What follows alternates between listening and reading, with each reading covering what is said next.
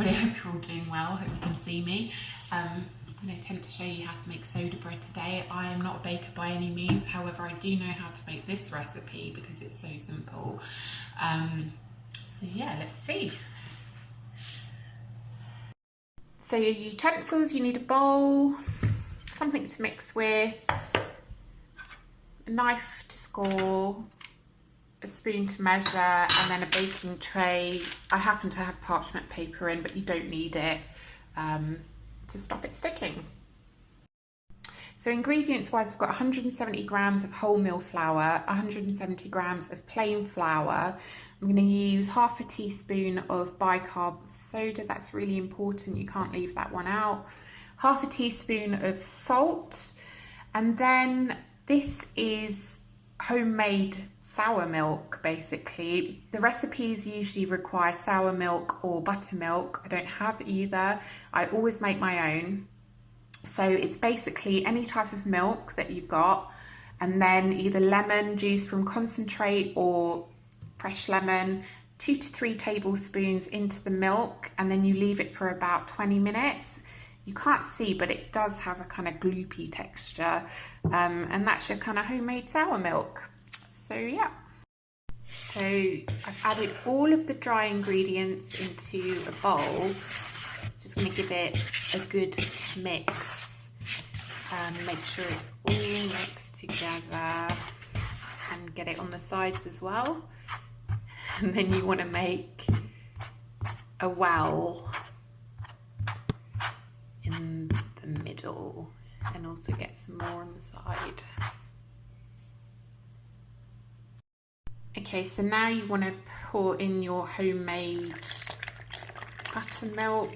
I don't always pour the whole lot in, I just kind of play it a little bit by ear.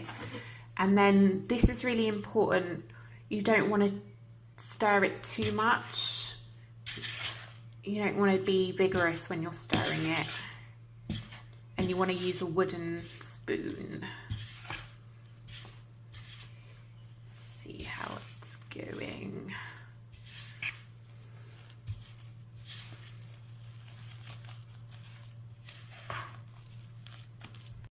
Okay, so I've put it onto a floured surface, and this again, you want to lightly knead it and not overwork it. The bicarbonate of soda has started to activate now, so you kind of just want to do a little bit of that, and that is really enough, and get it into this sort of circular shape. So that's the type of shape that you're looking for, and the thickness. You don't want it to be too flat. The final touch is to score it. I tend to dip the knife into the flour first, and then go across quite quickly, and then across again. Not my best effort, but there you go. So I've now put it onto a baking tray. I've covered it with parchment paper, but you don't need to do this. You can put it directly onto the baking tray as long as you put a bit of oil on the bottom. And the oven was preheated at 180 degrees. So this is going to go in there now for about 20 minutes. This is the mess. Don't know who's going to clean that up. Okay, so I've just taken that out of the oven. It was in for about 25 minutes, so it really will depend on how hot your oven is, but it's definitely cooked because I stuck a knife in the middle and it came away clean.